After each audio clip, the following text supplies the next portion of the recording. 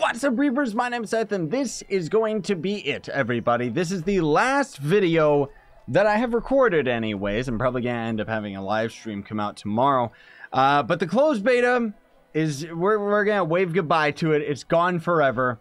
Closed beta is just dead. Everyone's kind of celebrating all at once and kind of was doing all the event bosses and stuff like that, because they actually had a special event going on, which was pretty cool, where you would either have to get 300 trophies, which is just accumulated by just passively doing things like Swim Buddy, use the amphibious riding function on a mount and stuff like that, right? You had to get either 300 trophies or kill like a bunch of world bosses, of which I ended up just going for the world bosses, because they ended up kind of changing how the trophies work. But either way, it means that when the game ends up coming out, those people that ended up completing those events are going to end up getting a cool hat, but more importantly, a title. And a title is going to be what you can see on my character right here: Keep Calm and Scythe Plays.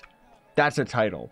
So I thought that we would take this last video to kind of just talk about the progression of the game, how it's going to work when you can get your hands on it, because one of the moderators in the official Maplestory Discord actually ended up letting us know and saying that Maplestory 2 isn't going to end up just going to open beta in the next step. It's just going to flat out launch. So, and then the developers kind of contradicted that statement by saying in one of their live streams that they didn't really want to let people know yet until they ended up taking community feedback.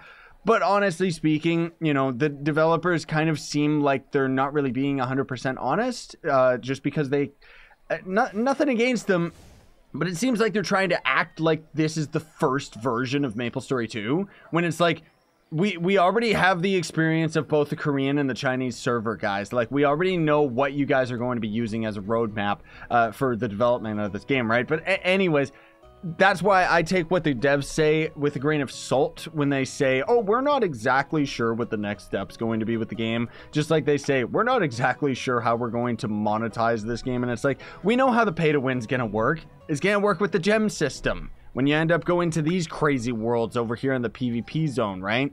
Over here in the shadow zone. I don't know why also, by the way, like this game, Stratos had a good, like my buddy Stratos had a very good assumption that this game might not be using multi-core.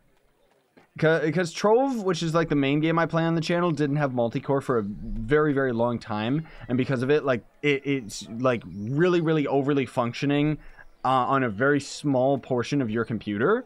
And that could be what Maplestory is doing as well, because I've got like a beast of a computer and I'm getting like frame rate issues when there's too much video effects and I'm recording and stuff like that. So anyways, let's get into it, how the game is going to end up working. So just to give you a quick heads up, basically what you're going to do when you start actually playing this game is just rush main quests. There's a lot of NPCs, like let me show you this guy right over here.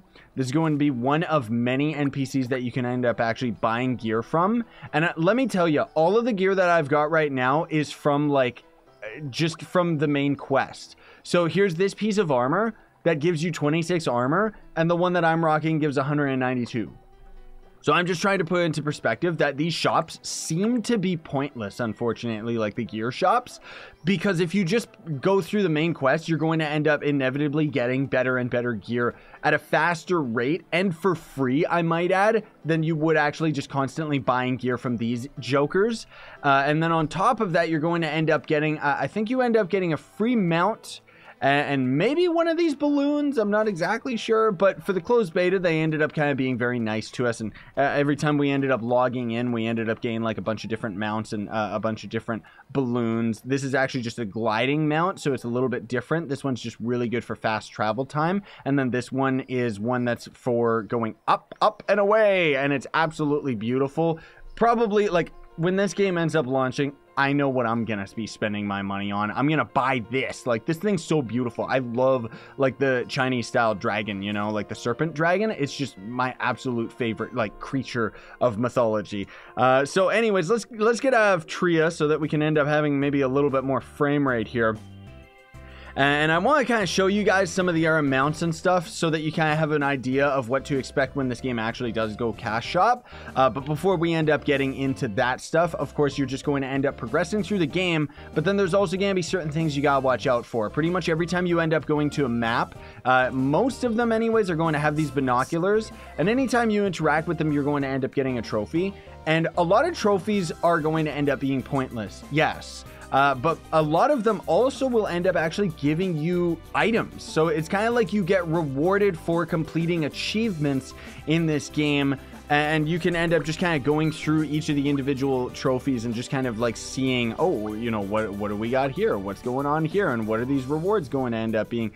Most of them you can't actually see what the rewards are, but some of them, like this one, you can see die unlocked for, I don't know if we're unlocking that or that's for one of the earlier, you know, trophies by going through the taxi 50 times. But in either way, you're going to be watching out for that. And then over on the right, you can see the... not necessarily that one. This one, exploration goals. So exploration goals are going to be specific to every map in the game. Each map is going to have its own kind of mini quest line that you can end up, you know, achieving. So I already got enjoy the scenery by looking through the binoculars. We already got that. Speak with Paul in the North Royal Road. So where's this Paul dude? I don't know. He's probably just going to end up being up here or something. Yeah, there he is, guard Paul. So as soon as we end up talking to him, we ended up just gaining a little bit of experience towards our next trophy, but ended up completing this quest. Because as you end up perpetually, you know, getting the beginner trophies out of the way, then suddenly they start getting harder and harder and harder. Like there's one trophy for crawling on the ground, which is going to be period on the keyboard, or at least it is for me. Crawling on the ground for a certain distance is going to give you an achievement. And then you have, or trophy, I guess I should say. And then you have to crawl even further for the next one, and so on and so forth, right? Open the hidden wooden treasure chests in several places. So there's going to be 5 hidden wooden treasure chests on this map. In most cases, you'll actually just find them kind of like behind boxes and stuff like this. Like it would be right here, or sometimes we'll end up actually just being behind the screen like this. And lots of maps will end up kind of having those kind of like nice little Easter egg hunts for you to end up going out and experiencing, so that you can kind of just have something to do. And you could work towards that if you want, or you can just continue through the main quest, which again, I would honestly recommend that you go through the main quest as quickly as possible, because it's going to end up landing you at level 50 to 57 or something like that. When the game ends up launching, our maximum level should be level 65, because I'm pretty sure that's the max level on the Korean server. And from what I've read, you end up getting to max level 57 when you end up completing the main quest, and then you have to just grind for the rest of your levels. And then there's also going to end up being the raids and stuff like that, which, you know, there's going to be the recommended dungeons, which somebody did end up explaining to me that these dungeons are actually something separate than when you end up setting the category up to raids. So you can see right here, a raid is involving 10 other players, whereas an adventure is just a dungeon that you can complete with 4 other players. And they're going to end up having a minimum level and a minimum gear score. So if we open our character menu, this right here is going to end up being your gear score. And it's kind of like Power Rank and Trove, where it's related to the gear that you actually have equipped on your character. Like for example, we can look at our two-handed sword right here, and it says just under the damage, gear score 1090. So this sword alone is giving us 1090 gear score, right? So another thing too, for those of you sitting there thinking to yourselves, well, what about an assassin? You use 2 weapons. The gear score is only going to count towards 1 weapon in your primary hand. So no cheating or funny business, right? But they've got some really cool stuff that you can end up doing. You can see that you kind of have like goals that you can end up completing, and these goals are going to end up being weekly. So you just complete, you know, 30 adventures or raids per week to end up getting all of these chests and stuff like that, and then it's going to end up telling you when it resets, and then you can end up doing it all accordingly. There's also going to end up being daily quests, which normally they're going to end up being on this screen so long as you're level 50. I'm pretty sure level 50 plus is the requirement in order to get to these daily quests, right? So you log in, you go and get the quests, and then you go and actually do them. And then just to kind of navigate the map a little bit here, guys, these are going to end up being portals that go to adventures. I think it's just a way to kind of go to an adventure organically in the world rather than just loading up the raid map. Maybe, I'm not exactly sure. But then there's going to be world bosses. That's what this little red icon is right here. You can see on the map, and it actually tells you very conveniently that it's going to be in channel 10. So if we actually hop on over to that world, which by the way, you gotta keep in mind that when you're playing this game, there's gonna be a couple different ways of fast travel. You're either gonna have to walk to a map that has a taxi and interact with the taxi shop in order to end up choosing another taxi location, or you can end up getting walkie-talkies, which is a cash shop item, to give yourself helicopters. And then further than that, you can end up actually using a helicopter to a map that you haven't previously explored, and you're going to end up spending some merit, which is a cash shop item. So if you're going to a map that already, you know, that you have already explored, obviously you're not going to end up spending the merit, but you are still technically using that cash shop radio item. And then there's going to end up being fishing, there's going to end up being you know, farming, there's mining, there's all sorts of things that you can entertain yourself with in this game, including making a custom house, which we'll look at that in a little bit. But anyways, let's swap on over to channel 11, see whether or not we can end up actually finding this boss here, just so I can give you guys a quick example. We're not going to end up fighting him today or anything like that.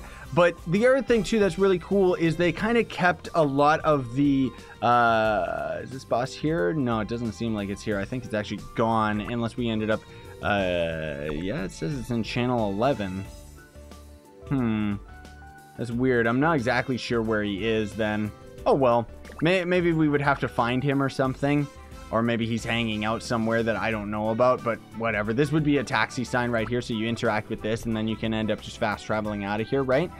Channel 10 now. Okay, he ended up swapping channels. That's what ended up going on. But yeah, there's lots of really cool stuff. Starting a guild, we're not exactly sure how much the maximum members is. I'm pretty sure it can only go up to 50 members. And unfortunately, alternate accounts will actually count towards taking your guild space. I know, it's pretty uggles, man, like seriously. So you can end up kind of modifying this as you see fit. It doesn't really cost that much to end up starting a guild, but once it's set up, you can go to the overview and disband it. You can check your rank against every other guild. You can put towards the guild funds, which you can end up spending on various things to upgrade the guild, including just upgrading the location itself, which is going to end up giving you more space to it. Personal buffs, which players can end up spending their mesos on, like 100,000 meso right here, to get an accuracy boost for an hour. And I think that this is going to end up going towards the guild. I'm not entirely sure, but I would assume so. And then there's guild buffs, which this is going to end up being a 7-day buff for guild questing that we can buy for 20 million meso, right? So that's where players will have to donate in order to end up getting these weekly bonuses. And then on top of that, you can upgrade each of these. Yeah, so it just kind of is a very in-depth system, and then the manage function is where you're going to set things up. But one thing that I think is really cool is people can opt in or ask to end up being a part of a guild. And then somebody's going to have to choose yes, yes, yes, yes, yes, or no, right? But then there's also an arcade section where you can do various mini games against other guildmates, and you can just do these as many times as you want, up to 50 people, because of course the guilds are going to end up having up to 50 players, right? And then if we end up going to our house right here, let me just show you this real quick. When the game ends up coming out, you're gonna have to watch out for people shouting in the world that they have, you know, special houses that are set up with various items that you can interact with to end up giving you tons of trophies, or the various NPCs, which are very expensive to end up having in your house, but are also going to end up just being, you know, they're going to end up having a bunch of items that you can end up craft out of them and stuff. And then there's going to end up being hourly challenges here by Mick K's Crazy Games. So we could do crazy runners or stuff like that, but we're going to skip over that. We will get back to the mini games in a minute, because you end up actually getting a currency if you end up actually completing the entire mini game. Otherwise, you just end up getting like experience and meso and stuff like that. But if you end up getting through the mini game all the way to the end, you do actually end up getting a K coin, which you can end up using on a lottery machine, which we'll talk about that in a little bit here, because I want to just mention that this house right here, you can see this entire thing that I've got set up is completely custom. So I set this all up, like I built all of this. If we go into the build mode right here, you can see that you can expand the area, the width of the area, you can expand the height of the area, and it's going to end up costing you various amounts of meso to end up making the area bigger and bigger and bigger. And the game actually gives you all of the exact same tools that the developers ended up using to design every single one of the maps. So it's very, very cool that some player could end up having like a full thriving city just as their house, and then players could then end up visiting it. They can charge rent to the players that are visiting it if they end up interacting with any of the NPCs, or you can end up just you know, people can end up throwing those houses props and stuff. So the top houses are obviously going to end up being you know, kind of the most popular and most useful for players near the end of the game, but it's going to end up costing you a lot of merit, you know, to end up getting, like, some of this stuff is going to end up being cash shop items, and then there's going to end up being a lot of meso items as well. So it can be really expensive to end up going into all the house stuff, which that's the whole thing, is everything, like each of the individual aspects of this game can end up having an absurd amount of depth to them, to the point where you can either grind it for 1,000,000 hours or you can just spend for the cash shop. Fishing is another very good example where you can actually fish for hours on end, or you could just end up spending money in the cash shop and end up getting auto fishing, where it's just going to fish for you over and over and over again, right? So let's head on back over to this area right here. I'm going to be too addicted to using these air taxis, man. Like, seriously, when the game ends up coming out, I hope that they're not too expensive. But the cash shop in itself is going to end up offering vanity items. You can also make custom items as well. I'll put a link in the description to my other video that I have explaining how custom items end up actually working. But this face, for example, I ended up actually putting it in as a face style. And normally it's going to end up actually costing you real life money in order to put your items into the store. But then other players can end up actually buying those items for merit as well, and you're going to end up getting a percentage of that. So if you have an item that is particularly good or particularly popular, then players can end up buying those items, and you end up pretty much making your merit back. So I'm kind of hoping that I can end up making you guys some really cool in-game merch and cool, like, scythe costumes and stuff like that you guys are going to actually be into, rather than, you know, as well as a bunch of goofy ones as well. So another thing too I want to explain, this is going to end up kind of being the end game, where this is going to end up being blue stars. So blue stars you end up often getting as a reward for completing adventure quests. And then over here, there's going to end up being the red star merchant, and red stars are gotten from doing actual full-on 10-man raids. So you can end up buying, like, this mount right here, and you can see it's, like, really, really cool, really, really special. You know, these things, they make it so that it's like, yes, it's expensive, but it's worth it, because not only is it a mount, it's very fast.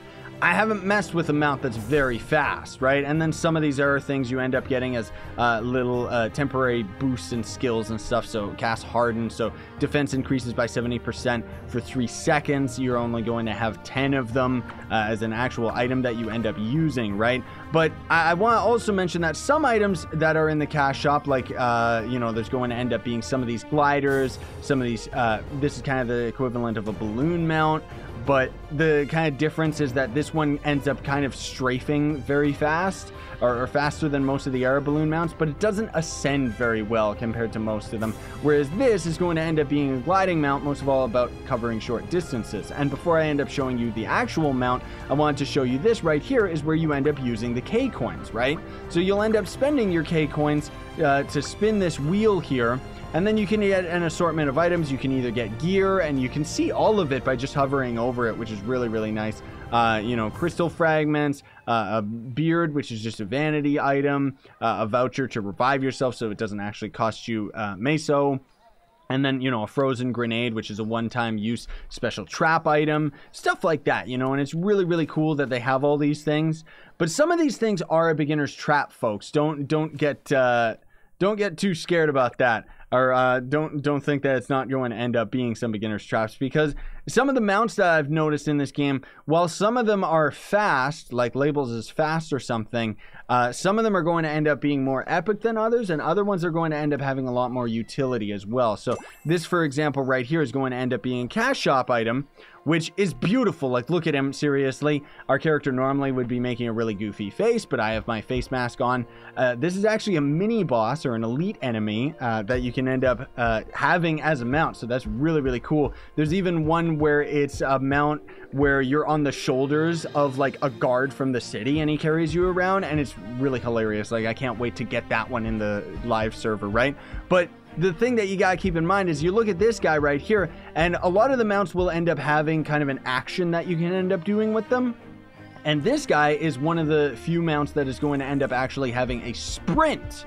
So it's going to take your stamina, as you can see right under my health and spirit, and also gives us a lot of movement speed. So we can actually move pretty fast with this mount compared to another mount that might have the same movement speed but might not actually have the same sprinting. So if we end up going to the mount section, I'll just show you a couple of these just so you can get an idea. You know, we got a shopping cart, which is you know, absolutely hilarious, and then we can kind of just shop around in it, and I love the attention to detail that they do. This is another one where it sprints, so I don't know if it's necessarily as fast as the big guy was, but it doesn't mean that it's not cool. Then we got bicycle that our character pedals on, and we even got the little, you know, the little fan on the front that's all adorable and stuff. And I love the attention to detail that they have. The bell rings as you end up starting to drain your stamina to sprint. So again, just to give you guys a little bit of an idea of some of the cash shop only items,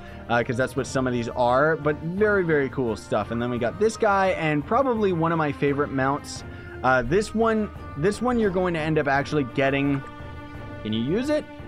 This one you're going to end up actually getting from the main quest, and it's hilarious because it does like the most annoying sound in the game. This is its special ability. It doesn't sprint, it just makes this annoying noise. And then there's going to end up being this baby chick thing, which is really weird. And there's a couple other ones that we didn't end up getting access to. I like how they're all like singing together as they end up carrying you. But there's a couple other mounts that we didn't get access to in the closed beta. You know, one of them is like, you know, that soldier dude carrying you on his back. You could have gotten access to that if you ended up logging in every day during the closed beta, but I didn't. I completely forgot. But there's like a slime mount where it's a slime and your character's kind of stuck on it, and it rolls over you, and there's lots of like really nice little funny things like that, right? But last but not least, let me just give you a quick idea for the balloon mount. And then I also want to show you, this is a mount that I ended up actually getting in-game from an NPC, just to give you an idea that you can end up getting mounts from in-game characters as well, guys. It's not that you have to spend money on them. It's just that, you know, most of the ones that you get out of the cash shop are going to kind of be immediately good, whereas you saw the ones for red stars and blue stars and stuff. Those ones are going to be extremely fast, but require you to grind a lot of the game. I don't think there's a way to cash shop your way to them, right? And then this guy's special ability is that he licks like an idiot. But just to give you an idea, see, this is another one of those balloon mounts that's very similar to that dragon that we saw 2 seconds ago. But as you see, we ascend extremely fast compared to when we were using the dragon. So you can use this in combination with a gliding mount to navigate through pretty much every map in the game extremely easily. And that's one of the things that I think makes this game so approachable, is just the fact that you can end up navigating so extremely well that you don't even have to, you know, you don't even have to like fight all the enemies on the map or anything like that. You could just end up going through and flying and skipping to the next scene that you need to go to appropriately. So anyways, hopefully that was enough to, you know, cover the game and pique your interest, because again, this game is going to end up being free to play when it does come out, which is absolutely awesome. It is going to end up having cash shop, and a lot of what I've heard is that the real pay to win is going to come into play later on with the gem system. So you'll be grinding these PvP areas, and you'll end up getting these gems that essentially you can end up either grinding for 1,000,000 years to level them up, or you can end up spending money on leveling them up a little bit faster. Check out my Troll versus Maplestory video to kind of see me explain a little bit more about the cash shop not the cash shop, but the pay to win of this game in more detail, because otherwise I think this video has gone on long enough. So thanks for watching, everybody. I had an absolute blast playing the closed beta. And again, you know, we're expecting that the next event is either going to end up being an open beta or just a flat out launch. Hopefully it's going to end up being later this year. It would make sense because this closed beta, I'm pretty sure, was just a test. It was just for them to try out the servers, to make sure that everything with the game was functioning for the English servers and the English client, that now they can end up just moving forward and getting the game out as soon as possible. There are rumors that it's going to be somewhere around August or September, but again, that's just rumors. It's all speculation up at this point. The developers have not said anything, and the only clue that we've got is the mod that ended up saying that the game was going to end up going straight to launch rather than open beta, which I wouldn't blame them for going straight to launch, because I don't think that they need an open beta, because this game's already gotten plenty of testing on the Korean and Chinese server that has been out for years. Like the Korean server, for example, has been out since 2015, just to give you an example, right? Thanks for watching, though, folks. Very much appreciated. You can definitely expect me to cover more Maplestory 2 when the game ends up going live. It's going to be a main series on the channel, so you can end up adding me and we can all hang out and stuff like that. You can always go to the friends list and everything. And yeah, I hope I ended up covering everything. But thanks for watching. Don't forget to like, share, favorite, and subscribe for more daily content. And if you want to support me, you can always sponsor my YouTube channel, which is a monthly subscription. As of right now, it's just YouTube beta sponsorships. But then there's also a merch store in my links in the description where you can buy this shirt as well as a bunch of others. We got some new shirts as well, and then there's Gawkbox, which is a way you can donate to me for free. Sign on and stay epic, everybody.